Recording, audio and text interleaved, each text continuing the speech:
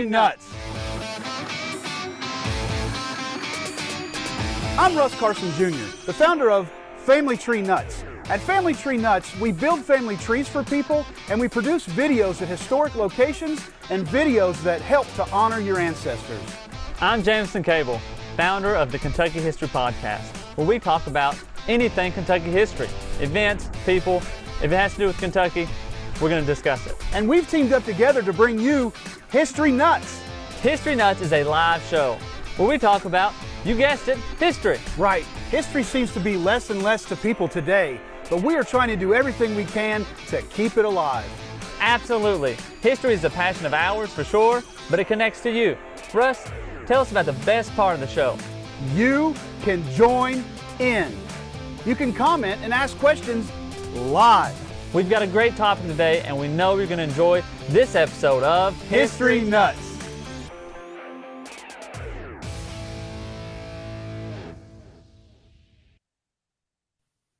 And we're live. What's up, Jameson? Hey, man, it's a nice, rainy, but yet sunny and hot Kentucky day. So, yeah, I guess all that mixing. All three, yeah, buddy. All that, yeah. So, yeah, man. What's everybody? What's up, everybody? This is Colonel Carson with Family Tree Nuts, and I got my best pal here, Jameson Cable, Kentucky History Podcast, and we already got some people chiming in. If you got any comments on this, I'm sure we'll find some people that will have some good comments. So absolutely, yeah, man. What's up, Jason Rensel? There. What's up, buddy? Yeah, make sure you let us know where you're watching from and comment. That's what we said. The best part of the show is you can chime in. Yeah, you can chime in. Yeah, man. Absolutely. We want you to chime in on this because we got a great topic. Looks like Don says he's back from vacation up in Arden. I think he's been at the beach. Hey, well, it is summertime, vacation time. Have you been on vacation yet? Or your family did? That's right. You sent your family to vacation. Was on vacation. Yeah.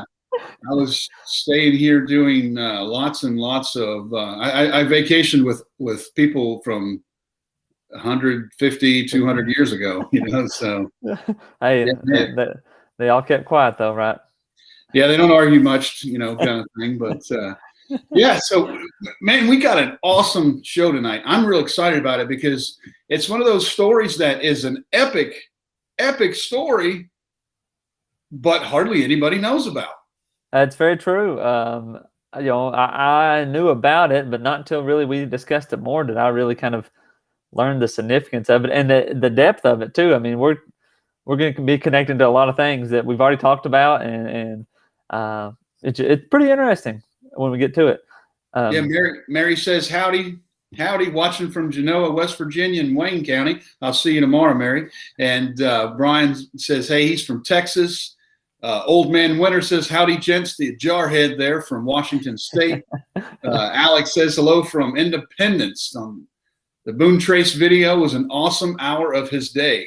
Oh, yeah, man, it's a little bit more than an hour. Chris says, hey, gents. Ancestor Stalker 1 says, hello from Illinois. Greg's in Louisville. Tammy's saying, hey, from Kentucky. And Mary says, looking forward to it. So let's get to the show. I wanted to say this too. This particular story is today we're going to talk about Captain Jack Jouett, but there is a lot of historic names that you're going to be familiar with. Mm-hmm. You may not know who Captain Jack Jouett is, but I guarantee you're going to know a whole lot of names of people that we're going to talk about tonight. A bunch of them. I mean, that's what I was mentioning earlier. I was like the connections to a lot of important people that you know of, and especially Kentucky connections as well. So. Quite a bit. I remember a few weeks ago when we talked about doing Captain Jack Jouett. You asked me, is he that pirate, that Captain Jack? Jack Sparrow. We were referring to us like, no, we're not talking pirates. We're talking revolutionary. I'm joking. That's true. I know you didn't think that, but so Captain Jack Jouett. John Jack Jouett Jr. Yeah. Triple J. All right. Right. John Jack Jouett Jr. I guess that's why he went by Jack, kind of thing. Where's he from? When's he born? What's his backstory? So born in 1754, and Albemarle. How do you get that one out? Albemarle. Huh? Albemarle. Albemarle. Oh boy, I gotta get my tongue out of the way to get that one out. Albemarle. Yeah, Virginia has some unique counties that are kind of hard to say. Yeah. Well, the one county that always gets me is King and Queen County. Yeah. I mean, were they just sucking up on that one? Oh yeah. Oh gosh, yes. Oh yes, without a doubt. And so he's not born of normal ancestry. The guy is. What's that mean? Well, he's kind of a little bit of a guy of privilege. Grew up with a little bit of money. His parents had a few bucks. They weren't broke. It's kind of like your family, that was real wealthy. And yeah. So, I was able to give you a life of luxury, That exactly. I mean, eating cornbread all the time. Right. So, then his dad owned a tavern called the Swan, and let's remember that, the Swan, because it comes up again here shortly. Mm-hmm. And but his grandfather, do you know about his grandfather? He was a French Huguenot and moved to Virginia in the 1700s. Yeah, early 1700s. Yeah. And he's got an even deeper kind of aristocracy genealogy there. Well, French Connection, I guess. Right. That's an old movie that I don't know if you've heard about. That was like from the 70s.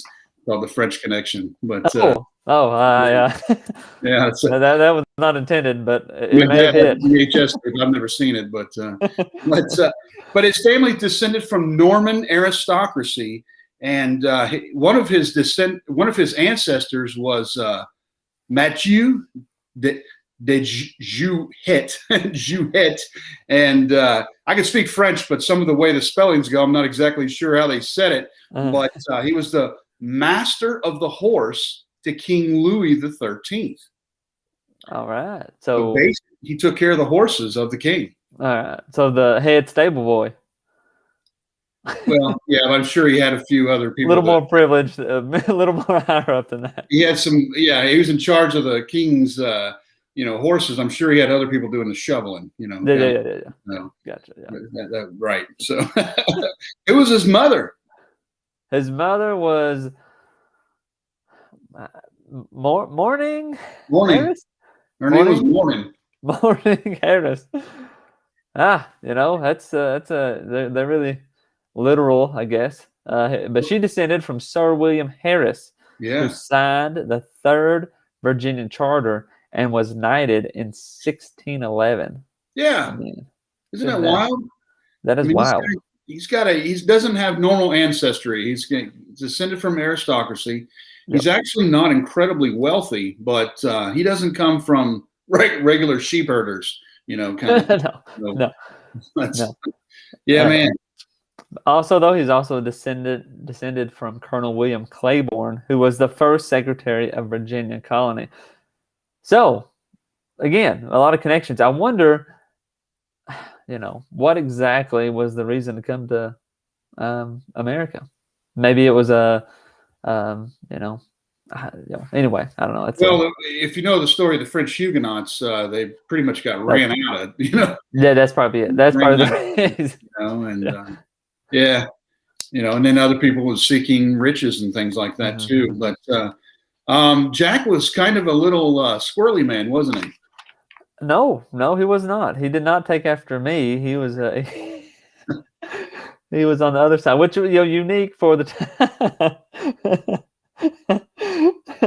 He was a big guy, about 6'4". I mean, tall, 220. 6'4", 220. Ready to play some football, be a quarterback, maybe. Yeah, that's about a good quarterback, D1 quarterback size right there today. Not 20, 30 years ago, but today for sure. So definitely a big boy. And then I guess when the Revolution happened, he joined up. Hopped right in. He was the captain of the 16th Regiment of Virginia. His father supplied the meat to the militia, which was pretty cool. And one of his brothers was killed in the Battle of Brandywine. So right. So very, very involved family for sure. And that's where he got his became Captain Jack Jouett. And his dad, supplying that meat, and that's something too. Is we don't talk about is a lot of the people that had sacrifices and things, for the revolution didn't actually draw up a weapon, but being you're supplying the infantry with meat, you're just as much a traitor as far as the other side. Any help and support is and his father's tavern called the Swan is kind of like an underground meeting place for people that are involved in the revolution and things. A lot of secrets are passed there, words passed and things. So it becomes a tremendous place of importance, which we're getting ready to talk about. Yes. Are we ready to talk about that? Yeah, buddy. I think we're ready to start what he is famous for. All right. So the summer of 1781, Benedict Arnold, the traitor, attacked Richmond, and the government fled to Charlottesville, the home of Virginia Governor Thomas Jefferson. I don't know if it was Richmond or Williamsburg, but they sacked he attacked it. And Benedict Arnold, I think that's your like 8th great grandfather. I think you said, right? No relation. You can find out that was you just sent straight down Benedict Arnold. Just one other shift over. I think your mother was an Arnold, right? Didn't you say that? No. What a horrible name, man. But so he basically invades. The government flees, and it goes to Charlottesville, which at the time was technically on the frontier a little bit, kind of out in the boonies. It's where TJ lived. You know who TJ is, don't you? TJ, Thomas Jefferson. Yeah, man. Yeah, man. Right outside of Charlottesville, there. The government officials, the delegates fled. They stayed at Thomas Jefferson's house, Monticello, and at the Swan. The Swan, yeah, man. Where Jouett's father's place there. So, and then General Lord Cornwallis, I think one of your other grandfathers was. He said, I'm sorry, jokes. But General Lord Cornwallis found out that they were there and sent Colonel Tarleton, right? Yeah, Lieutenant Colonel Bannister Tarleton. Do you know who that is? It's very familiar, but I can't get past the name of Tarleton. I mean, that'd be rough. It just feels like such a snooty name to be Bannister Tarleton. It seems so highfalutin. I hate that guy, but highbrow. Well, I mean, have you seen? I'm sure you've seen the movie The Patriot. Patriot, that's right. There you go. Yep. Bad guy is Bannister Tarleton. There you go. The blue-eyed devil.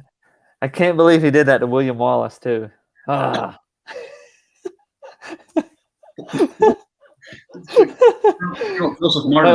Different Mel Gibson movie. Sorry. And you're about 450 years old here. So different Mel Gibson movie. Sorry. Yeah, man. So Bannister Tarleton, he's on his way to capture the delegates. He decides that he's going to basically do a sneak attack, and he's going to run the last leg full bore out so that they don't know that he's coming, kind of thing. So what happens next? So let's see. So as it goes, it said that he's on his way there, and Jack Jouett is doing what anybody would be doing. He's taking a nap. Well. Oh, go ahead. Yeah, he is. But where's he taking a nap out? Well, I mean, he's taking a nap at his place. He's out in the field, right? Well, he's laying out in the yard at the Cuckoo Tavern outside Louisa. This is a common theme in this story. I can't think of a whole lot of reasons why you're taking a nap out on the lawn outside the tavern. Yeah, no. Unless you might have been, had a wild night, maybe a wild morning too. And the reason why I bring that up is because as you start to study these stories and really study them, this seems to be a common theme a lot of times, But But yeah, so he hears the hoofbeats. He wakes up and he sees those white uniforms of Tarleton's men, and he knows who it is, and he knows that he bets that they're on their way to attack and capture the delegates that are there in Monticello, or in Charlottesville. So he knows that they did not have they didn't have protection, the delegates. Yeah. Oh yeah, by the way, who are some of those delegates? We talk about Thomas Jefferson. Who else was with him? So it would be Thomas Jefferson,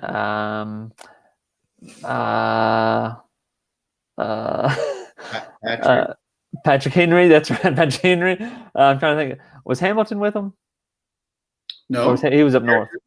Harrison was there with him. Harrison, not Washington, of course. Richard Henry Lee, Thomas Nelson Jr. That's another one, Nelson.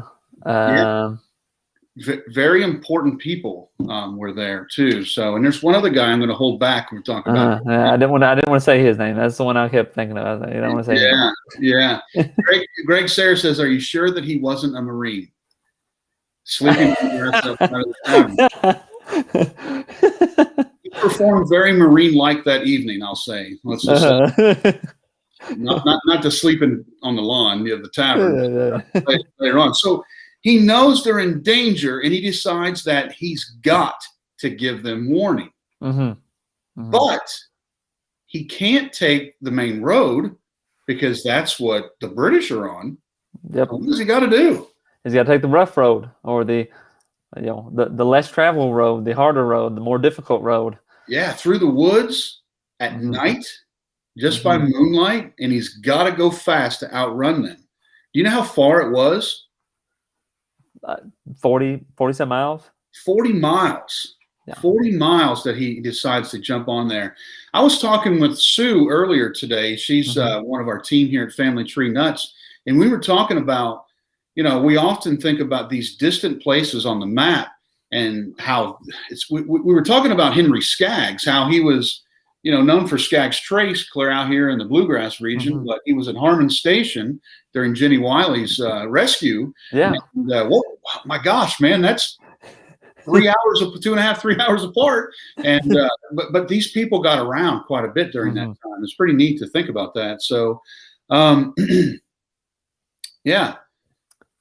So that was about 10 o'clock at night. About 11:30, Tarleton made a pit stop. Yeah, he has to stop. His men, of course, need some rest here and there. So take a little break. But then they took a few hours off and then got back on the road at about 2 a.m. So that probably gave Jack a little bit of time. Got a little farther ahead. It took an hour and a half break. Now later on, Tarleton was actually criticized of that. He's like, "What are you doing, man?" He's like, "Hey, I just stopped enough for us to rest the horses, rest the men for a few minutes, and get back on the road again," kind of thing. So you can't ride your men into oblivion, from experience. And but they actually, while they were there, they ran across 13 supply wagons that were on their way to the Continental troops there in South Carolina. Set them afire. Set them afire. Yeah, man. Why not? Yeah. So, I think about little side stories like that. These guys were living in times. Some of the people that they came across were very receptive of them, and they were appreciative of them. Some of them just acted like they were glad to see them. Most people think that we were in a massive nation of rebelling, but only about 10% of the population actually fought or in the Revolution. And then there's also people who didn't want to separate from Great Britain either. So it wasn't necessarily 100% supportive, but those Tories, and they've got their reasons and things. So I love. I don't love, actually. No, it's interesting to tell a client that, hey, by the way, your ancestor was involved in the Revolution. Oh, man. Oh, yeah, cool. Yeah, they were Tories. Oh, my God. No. But, I haven't found any Tories in my family, but I don't know about your Jameson. But I don't know. Yeah. So I guess they're about daybreak. Tarleton arrived at Castle Hill. and he arrived at the home of someone else famous. Oh, Thomas Walker? Yeah, Dr. Thomas Walker. What's he doing there? Well, he lives there, but what's he famous for? Well, he's about 31 years before he was exploring Kentucky. And, one of the first people, built the first house in Kentucky, or cabin.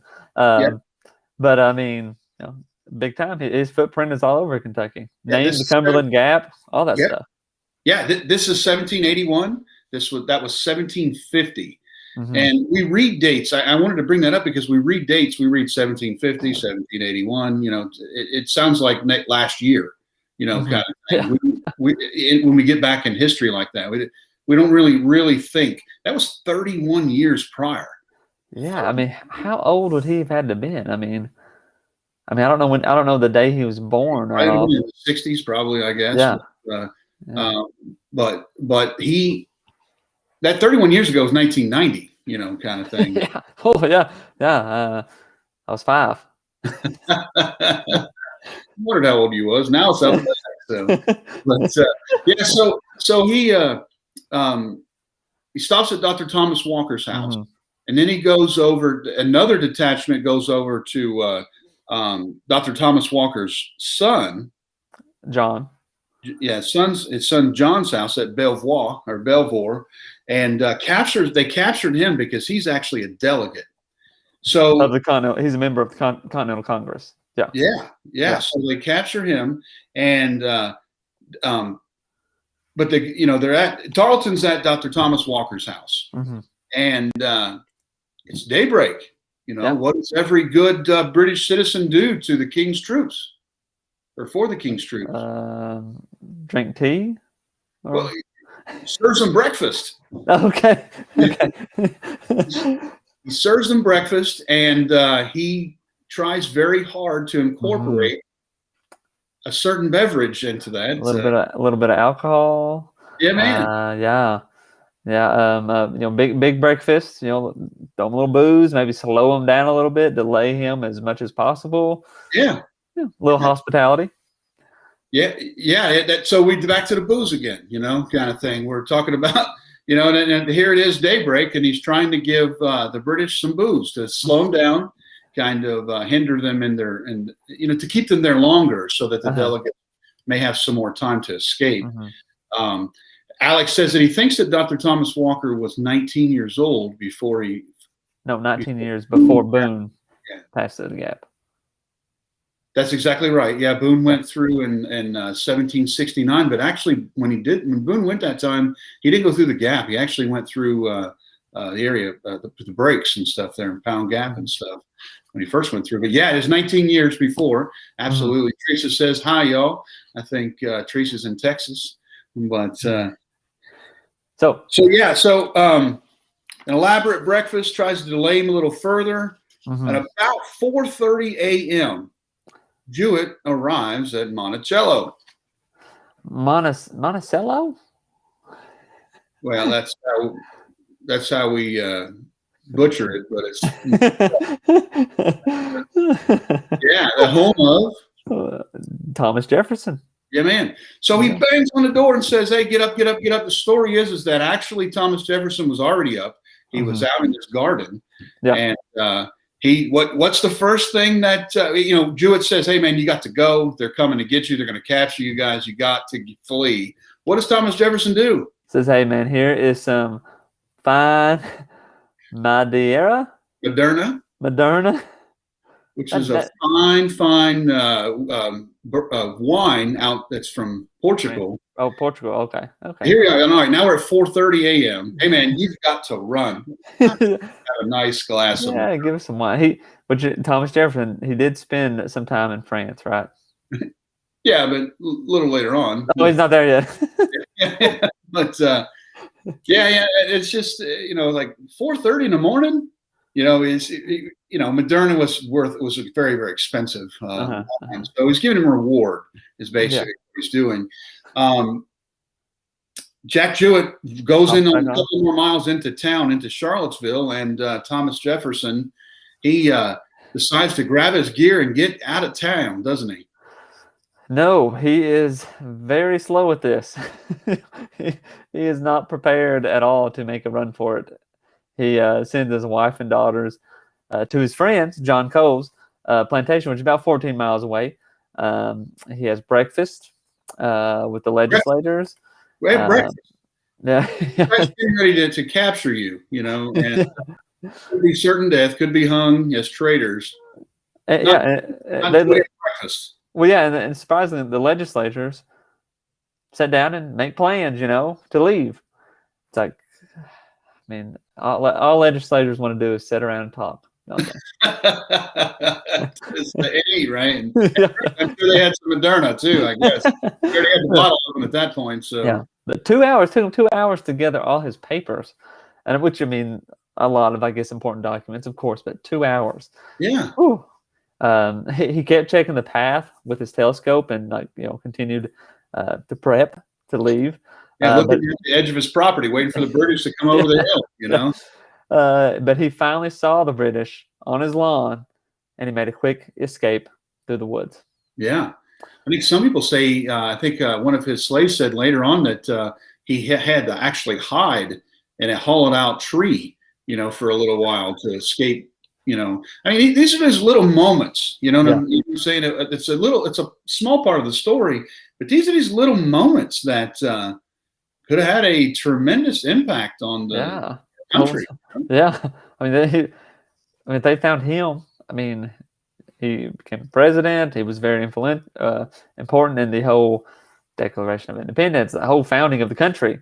They'd have hung him. He would have been he'd been a goner for sure. Yeah. So Jouett, in the meantime, so Thomas Jefferson gets away, the delegates get away, but he runs to the Swan, his father's tavern, wakes everybody up there. The delegates, tells them, you got to go, get lost, kind of thing. And he meets up with somebody else that's kind of famous too. Okay. Are we ready to say it now? No, not him. General. Oh, a general. Oh, a general. What? Well, General Edward Stevens. Okay. Had just been injured at the Battle of Guilford Courthouse down there in North Carolina, and that's actually one of my favorite battles. We've done a video there at Family Tree. I have two of my own great grandfathers that were at that battle there. But he was injured at that battle, and he was resting at the Swan Tavern to recuperate. Captain Jack Jouett got the general and says, "Hey, man, I'll help you out of here." The general couldn't ride very well. He was too injured. Yeah. So he started to lag behind.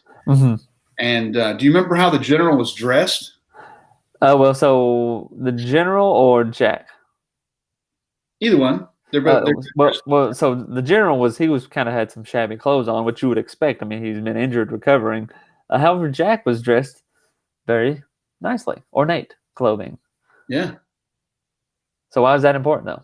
Well, because the general started to fade off, but as the British were making their ride, chasing them, they saw the fancy clothes of Jack and figured that he had to be some kind of person of importance. And this vagabond in raggedy clothes, was nobody, and that helped the general escape, which was very important for the cause. And Jack, knowing the area, was actually able to escape the British too. So they didn't capture them. So his 40-mile ride through the wilderness to the thickets after he'd been asleep on the lawn outside the tavern was successful. Yeah. The delegates escaped. Except for seven. 7 of them actually were captured. One of them was Daniel Boone. Wow. What the heck, Daniel? What's he doing? We're talking about stuff back in Virginia here. Yeah. Daniel, what has Daniel Boone got to do with this? Well, so the legislatures had decided to meet 3 days in 35 miles away in Staunton. But then 7 of them was captured, and Daniel Boone was one of them. He was held for 5 days. So he was a delegate. or a legislature. Yeah, he was elected from Boonesboro. Kind of That's thing. right. Delegate. A lot of people we don't realize that Daniel Boone was actually a politician too. So besides all the other stuff, he was a delegate. He was part of the government. If you can imagine him being one of your state representatives, kind of thing, and that's what he was doing in Virginia at the time. We think about him wearing his buckskins, running around. He's back east doing his political duty, but he was captured, and they only held him for 5 days and eventually let him go. Maybe they realized, well, this guy's head's out west. He's not. We can get rid of him. He's somebody of insignificant time. And most accounts that you read of this story here, Daniel Boone's not mentioned. It's not really part of the story. Side note that you got to know Daniel Boone's story to know that he was captured, to even find that part out. So kind of neat little thing. Because a lot of people believe Daniel Boone doesn't deserve the credibility that he gets, but he, basically was written about later on, and we got his fame later. But another story. So, so he succeeded, and he was later on, after the government got back together, they voted a few days later to reward Captain Jack. Yeah, I mean, and this is a kind of a unique award, but he got 2 pistols and 1 sword. Yeah. But immediately? Well, no. Why would they give it to him immediately? Government, kind of thing. But he did get his pistols about 2 years later. 2 years. 2 years. I mean, but the sword, he had to reorder it. Well, they put the reorder in clear in 1804. Yeah, 1804. Yeah. That's 25 years later. He's like, hey, guys, the legislature voted to give me a sword, and I didn't get it. So they reordered it, and there's no records that he ever did get it. So we talked about Lieutenant Presley O'Bannon was awarded a sword too. Yeah. Kind of thing. So it's kind of a normal thing there.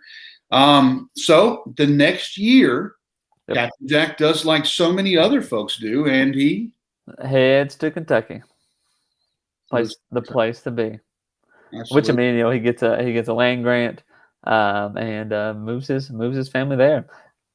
Interesting story. It is said on the way to Kentucky, he heard a woman scream coming from a house. So Jack, being the hero that he is, he rushes in and he sees this woman being beat by her husband. So he knocks him down, turns around, and the wife hits him over the head with a pan. Boom! Or pot. I think I saw this on Cops. So the bottom of the pan or the pot actually gives out, and it's wrapped around his head or his neck, and it said that he has to travel 35 miles to get a blacksmith to get it taken off. Now you can imagine this, So, what a comical story, Here he is trying to save this poor lady that's getting beat up by her husband, and he takes his side. I did some research. We found out that Benedict Arnold, Bannister Tarleton, Lord Cornwallis were your grandfathers. Those people right there were my ancestors. I'm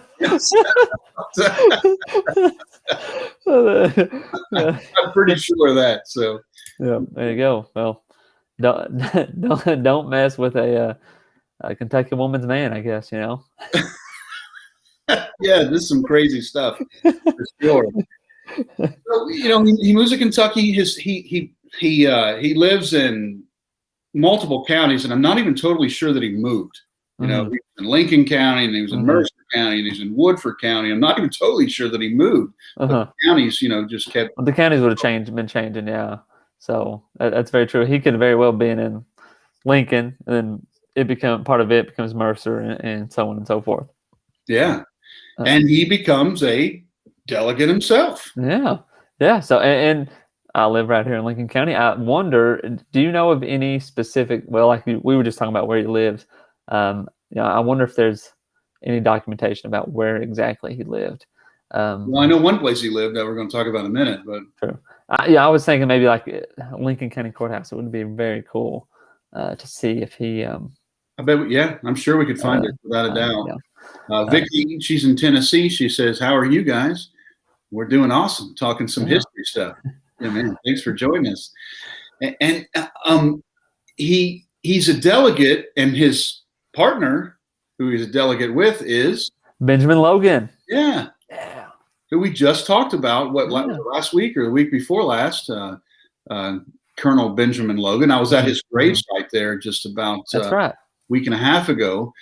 And, this is, we keep naming all these names, and we all these people, not all of them, but tremendous amount of these people knew each other, kind of thing.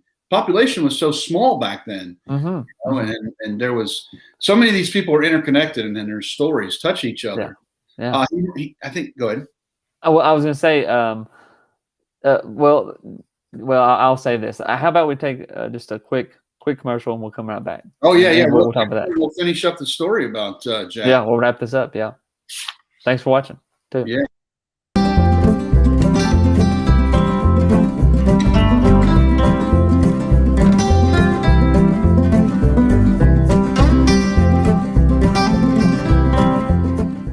James Meade was born in Woodford County, Kentucky.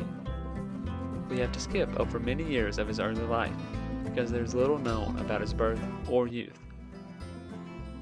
We begin his journey when he enlisted in the 17th U.S. Infantry. At some point, he lived in Fayette County. The War of 1812 raged, and many men from Kentucky joined the Army to help defend the Commonwealth.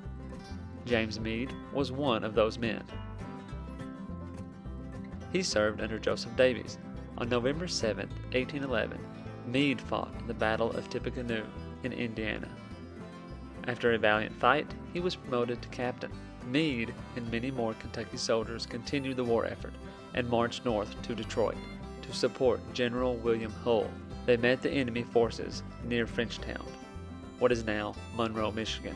During the battle, known as the Battle of River Raisin, a fierce fight ensued, and Meade led his men in the charge. He was exposed to the enemy and was killed. He died on January 22, 1813, and was buried in the Frankfort Cemetery. I hope you've enjoyed learning about James Meade. He was a quiet man who fought for his state and country, a Kentuckian, a soldier, a captain, and a war hero. He was one of 9 soldiers who died in the Battle of River Raisin to have a county in Kentucky named after him, Meade County. The 76th county of Kentucky was named after James Meade.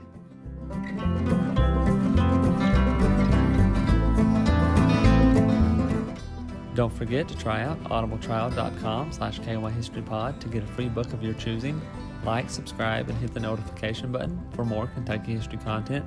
If you'd like to support the channel, check out our Patreon page at patreon.com/kyhistorypod. Find us on these social media platforms and check out the Kentucky History Podcast on these podcast platforms for more in-depth history of Kentucky. Thanks for watching, and we'll see you next time.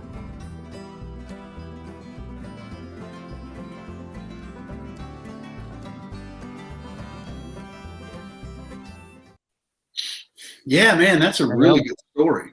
Go ahead. Go ahead. Well, I mean, we're getting off track, but that's really good. James Meade, what do you say, 9 counties? Yeah. Are named after and it's really important because River Raisin. We'll talk about that in a second. But 9 counties in Kentucky are named after, I guess you would say, war heroes from the Battle of River Raisin, which most of them massacre that took place after that. Yeah. So 8 of the 9 counties. Only Ballard, Bland Ballard, was the only one who survived, but the other 8 died. So yeah, that's a nice Jeopardy question right there, isn't it? So, yeah. We did get a question here. Where was Joseph? This is Joseph Davies. I'm assuming we're talking about Joseph Hamilton Davies, which is what Davies County or Davis County is named after. He was born in Bedford County, Virginia, but he came to Kentucky when he was young and lived in Danville, so or the Danville area. So that's I guess that was Vicky's question. It's crazy that all these people that lived in the bluegrass region, but they've got counties named for them all over the place. Oh yeah, because they've never visited. You're sure of kind of thing. But the river rate. We'll talk about that another time. But a whole other story there. But and after this story here, so appreciate that. We actually did a video with Montez McCamish from Meade County Local, and you want to check that. If you want to go to our YouTube channel and check that out, you can see that we did the history of Meade County there. Just a brief history of Meade County.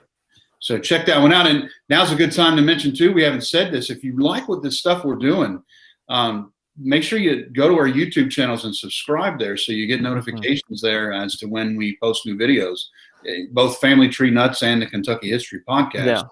I put a link to the in the discussion there for our channel. If you're watching on Family Tree Nuts Facebook page, there's a link to the to my YouTube channel. Yeah, getting close to 800. Right. Yeah, I saw that. Yeah, it's a big deal. It really is. And I tell you, I think some people that watch this stuff that we do here think this is it. This is what we do. It's not just this show. We've got really, really good videos on there about all kinds of stuff. That's not just two knuckleheads in here talking on. So back to Captain Jack. Yeah. So as we were saying, he's elected to the Virginia House of Delegates. Did you find out who his father was? Davies' father. I don't know if I know it right off the top of my head. I'll have to look and see. But anyway. Yeah, we can find that out. I mean, that's probably pretty easy to find. It's going to have a wiki tree, so for sure. Yeah. Anyway, so Jouett was elected to the Virginia House of Delegates. He was with Benjamin Logan. He served 2 terms in the legislature. He was favored for statehood for Kentucky to become a state, which is good. At the convention in Danville, he served in the Kentucky House of Representatives as well, and he was good friends with both your boy Andrew Jackson and the Kentucky boy Andrew Clay. So he that tells you a lot right there. If you know about the history, you know that those two were at each other's throats and very different in politics. But he rode the fence with him, so he was a friend of both, kind of thing. So maybe we need a little more of that, don't we? So, yeah. Lillian says, hello, guys, from West By God, Virginia. She forgot the By God, but I added that. So, and, man. And Alex McNamee says, any maps of Buffalo Trace in Kentucky? Yeah, there is some maps of the Buffalo Trace. Now we're talking about whiskey again. That's where the whiskey come from. Buffalo Trace, named after. It went. I think the Buffalo Trace started over there near Paris, crossed over into like Georgetown area, Stamping Ground, Frankfort area, and then went up. I think north up Big Bone Lick and stuff up to northern Kentucky up there. And Greg says his 6-time great-grandfather received land here in Kentucky after the Revolutionary War, so they moved here from New Jersey. Yep. That's my story. Very common. If you do your family tree and you're from Kentucky, do not be surprised if you find patriots, and many patriots in there. The land was settled by them. Southeastern Ohio was settled a little later of the same people. So, So he moves to Kentucky. He was a farmer, and he raised grew grain, I guess, raised livestock. He did own slaves. Yep, he did. He married Sally Robards. Yeah, married well from the Robard family. So. They had 12 kids. Whew. Yeah. Whew. Most notable, Matthew. Well, yeah. The most notable is Matthew Jouett.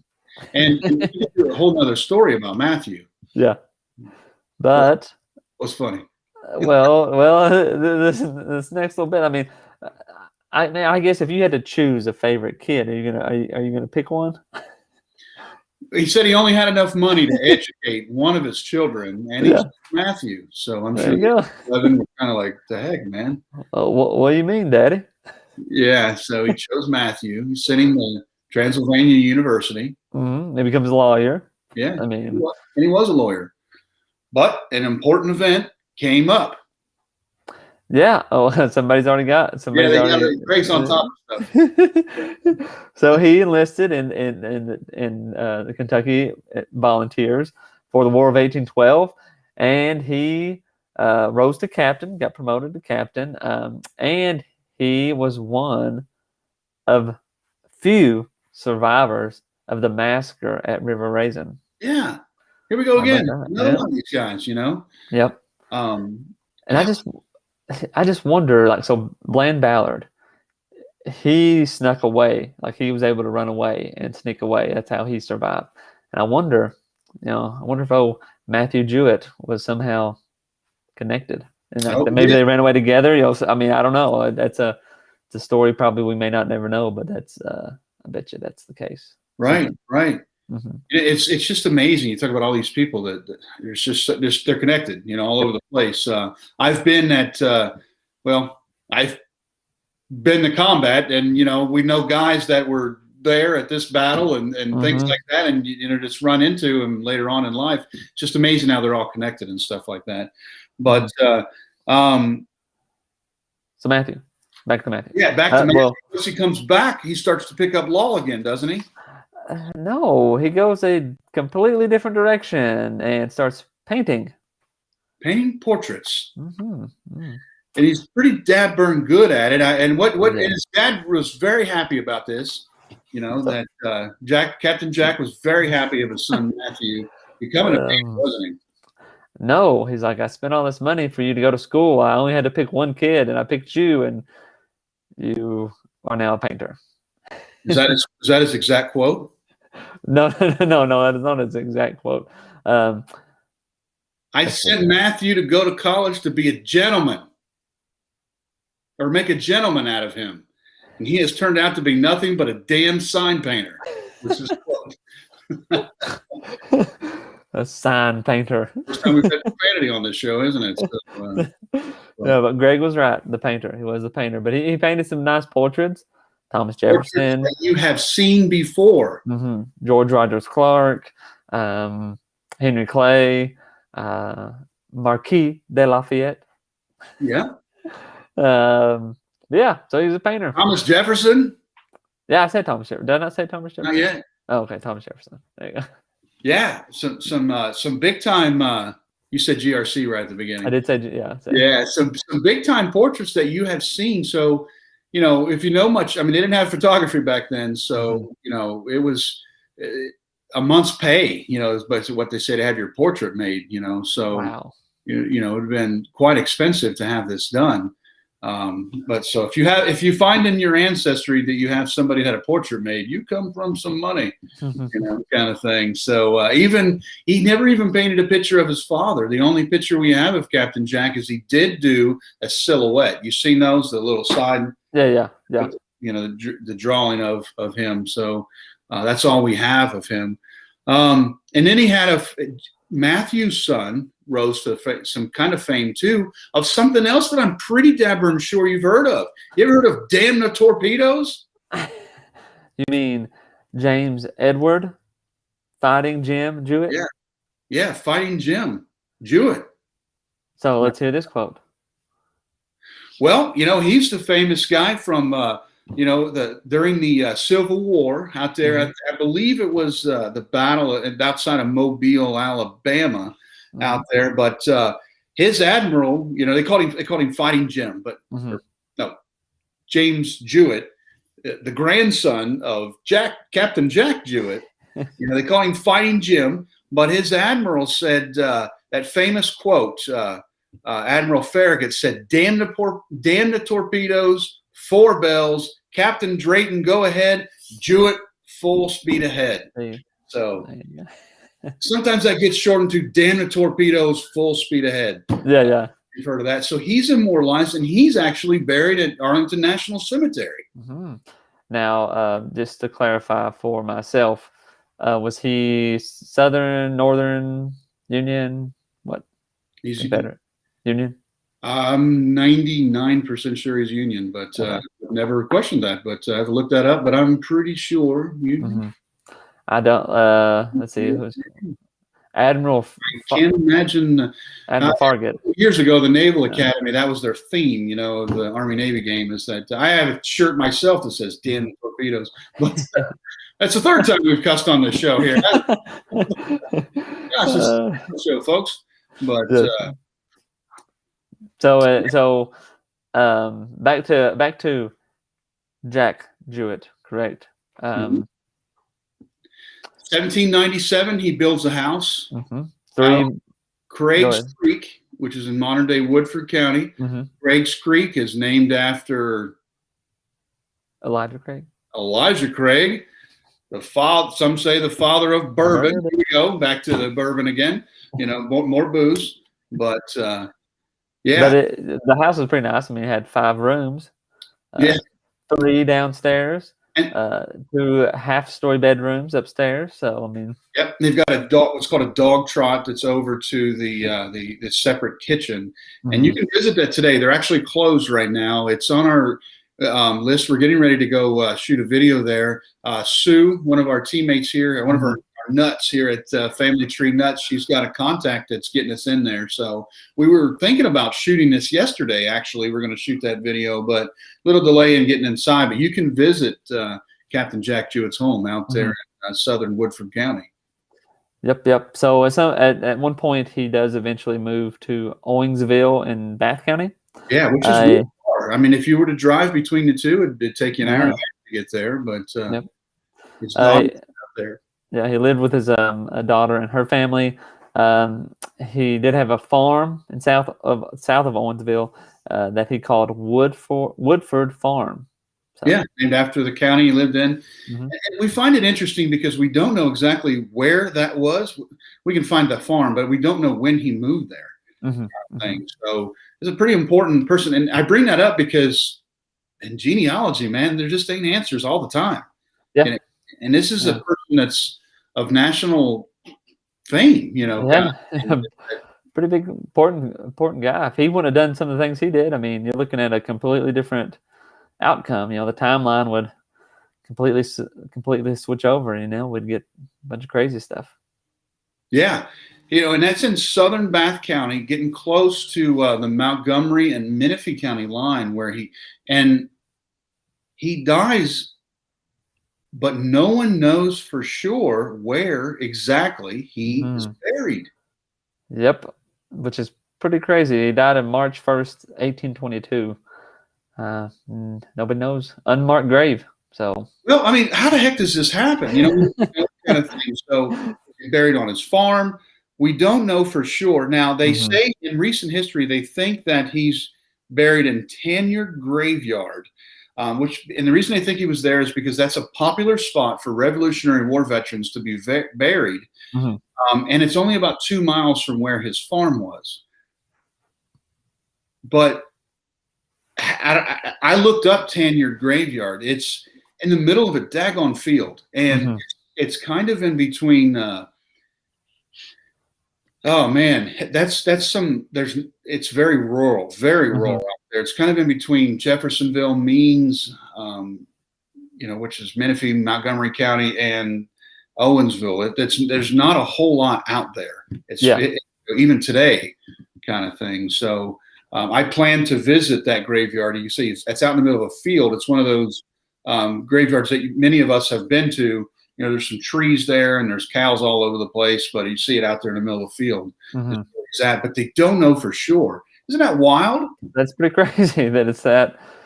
I mean, this guy was hugely famous, or I mean, should have been at least. I mean, I'm surprised there's not a Jouett County, Kentucky, to think about it. I mean, he was here, he was involved.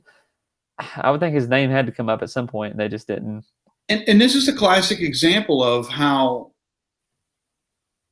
deeds that are done are often, if nobody writes about them, nobody really talks about them, they kind of fade away.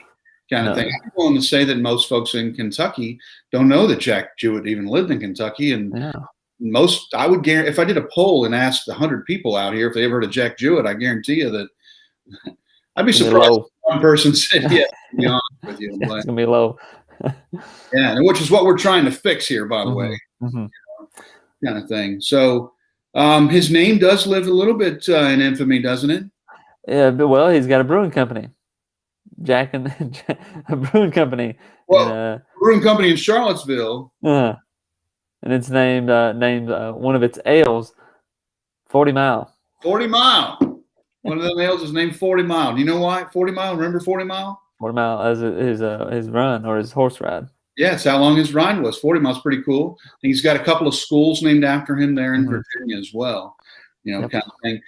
Many historians that look back, they think that his ride was much more important than Paul Revere. Well, yeah, I mean, definitely on the same level. I mean, they both were doing the same thing, saying the British are coming. Hey, we gotta get to moving. So Paul Revere had a poem written about him, and it becomes part of American culture. Jack Jouett didn't have a poem written about him. And he kind of fades off into obscurity. Everyone knows who Paul Revere is. Yeah. So that's definitely a name that we're familiar with. But Paul Revere was alerting the towns. Jack Jouett was alerting the government that they were going to be captured. Now, what if these important people were captured and hung? Patrick Henry, give me liberty, give me death. I mean, so game changer, man. We're looking at a alligator Loki or something crazy happening. Right. Yeah. It's just totally wild. So yeah. What did you get? I don't know. You might not have got my Loki reference, but Loki, the god of mischief. Yeah. Wow, I'm blown away. My dog is named Loki. Whoa, cool. But not because of those movies, because of stuff there. But yeah. So anyway, yeah. So Captain Jack, hero or definitely hero, man. I mean, you saving Thomas Jefferson and Patrick Henry and all those guys. I mean, yeah, you're definitely a hero, because if that doesn't happen, we're completely different story. So yeah, man. Joanne says hello from Jenny Wiley State Park. Are you headed that way? Yeah, tomorrow we begin the Descendants reunion at Jenny Wiley State Park. We'll be there. My brother from Steady Ready and Jordan, who's a producer of this show right here, he'll be there too. If you don't know Jenny Wiley, she was captured by the Indians. They murdered many of her family members. That's another show right there. Yeah. She was in captivity for a tremendous amount of time. She eventually escaped, and she is a pioneer hero. She's my 7th great grandmother. We're extremely proud of her, and but we're having a reunion and a gathering the next couple of days, so we'll be there. Look out for that. We'll be doing some live videos there. Looking forward to that. So she says everybody's welcome. Joanne said you're welcome if you're descendant or not. If you just love history, there's a few people I think that are coming that are not necessarily descendants. Would love to see a video on Maysville limestone and the pioneers that settled settled land that was so open to Native American attacks and any Ohio River traffic, including wildlife. Yeah. We've been wanting to do some limestone Maysville videos. It's hard because there's so much history in that little tiny town. You got Washington there, and I mean, a whole bunch. Yeah, absolutely. I mean, you could Simon Kenton. I mean, you're looking at a lot. Yeah, Simon Kenton, Daniel Boone's there. Tons and tons. Underground Railroad. It's nonstop there too. Don said he's been to her grave. Yeah, man, we'll be there here on Saturday. So, absolutely. So look up Jenny Wiley if people are looking for heroes, especially female history heroes. That's one you can latch onto right there, and that's somebody we're pretty dapper and proud of at my house. Is our 7th great grandmother, Jenny Wiley. And Lisa says, howdy from Texas. So, yeah, man. So anything else you want to say about Captain Jack? Pretty awesome story. I think it definitely needs to be told more because, it's important to the whole country. revolution for sure. Don said, "Can I come?" Don, text me later. I'll send you the itinerary. We'd love to have you there. Absolutely, we'll be there all weekend. Greg says she was a bad. That is the word that I use for her. So I put the word American in front of that. She's an American. A bit of a BA after that. Yeah. Absolutely. So. Yeah, but so that's what's going on with Family Tree Nuts. Anything else going on with Family Tree Nuts? Yeah, lots of stuff. I'm sure you saw the video there. Clay County Schools. There's no ruling on that just yet for the baseball field there. Yep. Bunches of videos planned over here the next couple of weeks. We've been really, really, really busy with that. So yeah, absolutely. How about you guys? Well, happy late 4th of July too. Also, we again we're doing these episodes, weekly episodes. Another episode of Virgil McCracken, another River Raisin person, soldier, comes out tomorrow, and then for the next 3 weeks, we got somebody else that has a county named after him that died in River Raisin. That's nice. Yeah. And then I'm also putting together a video like for the whole River Raisin scenario and that stuff as well. So a lot of stuff of that. It's summertime. Been recording a lot with other people for the podcast and all that stuff as well. So you can listen to that on Apple Podcast or Spotify or YouTube, whichever one. And that's the forgotten war, River Raisin. So 12, that most folks don't realize. We just pass over that. You go from Revolutionary War to Civil War. Hundreds of Kentuckians died in River Raisin because that's the most of the army or the soldiers there were from Kentucky, and that did not go well. So yeah, and the Native Americans and the British feared those backwoods Kentuckians. They fought like Indians themselves. They said, Also, too, I'll throw this out there. So look up the Facebook page, Save the Howard's Theater. We did a video back over, it's been a few months, about the Howard's Theater here in Crab Orchard. Yeah, you and I did that video. Yeah, and we mentioned that, the building was pretty much just sitting there, and no one, the owners weren't really doing anything with it, but they finally sold it. They sold it to somebody, and now his name's Kevin Bullock, and he is getting the ball rolling. He's ready to restore the theater. So if you go to that page, you can just like the page. You can donate if there's a GoFundMe there for it too, if you want to do that. But maybe we've got something going, man. Maybe we've got something going. It's rewarding, I mean, this is there's been multiple things that you've done separately, I've done separately, we've done together that have made a differences into the history world in our communities. Yeah. Incredibly rewarding to have a little small part into making a difference in that stuff, isn't it? It is, and it makes you want to do more. So,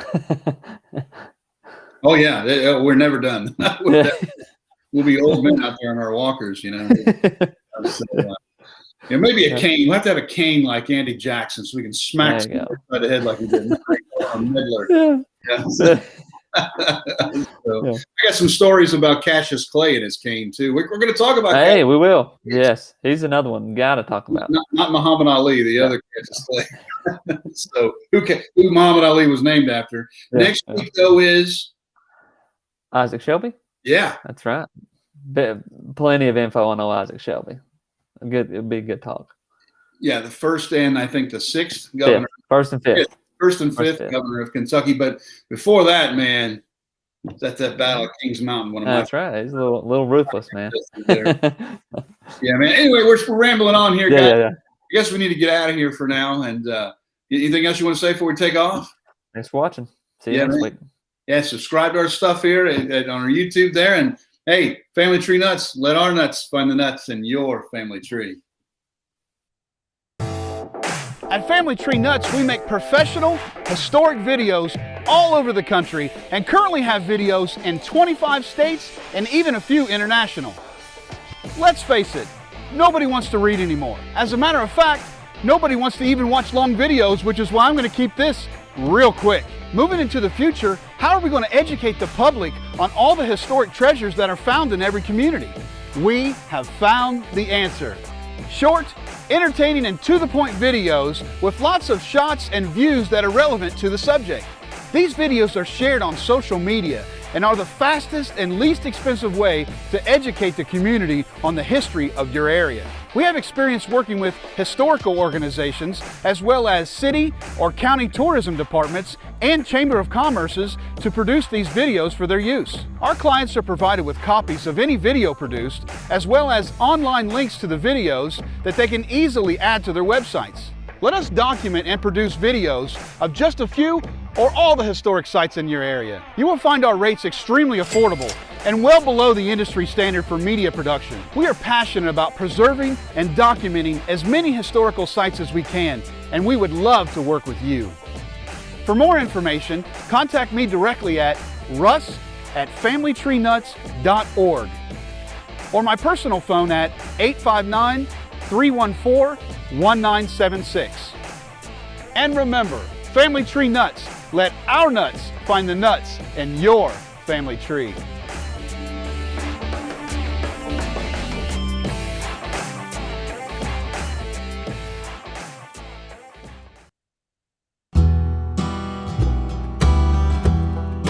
What Kentucky meant to him. This land between the meadows was the name that the Wyandotte, Kantawa.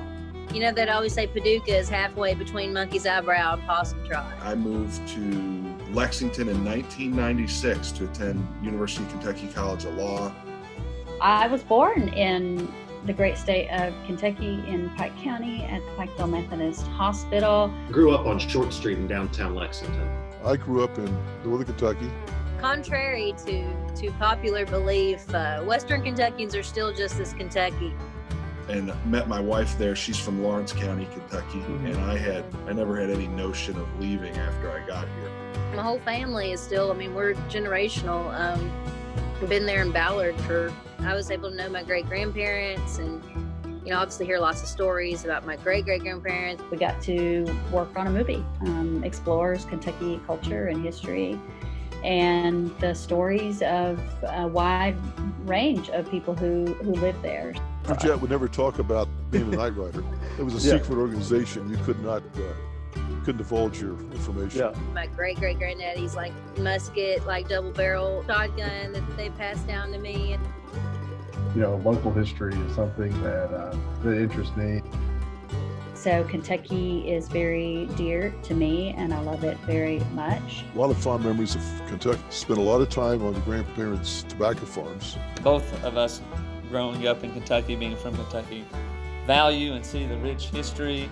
There's so many things Kentucky offers. Makes our state beautiful, and honestly, there's so much colorful history in Kentucky. There's, I don't know. I feel like Kentucky, it's got its own thing. Yeah. Got its own thing. It really does, and I say that being a proud Kentuckian, so maybe but honestly, even all my friends that aren't, from there, have always Kentucky's got something going on, and it definitely does. Ended up kind of on some back roads and just exploring Kentucky's beauty and its history. When you find something you enjoy, you just teach it, but you keep learning. Love Kentucky. Kentucky's a special place. I'm a proud Kentuckian. And they came up with Kentucky.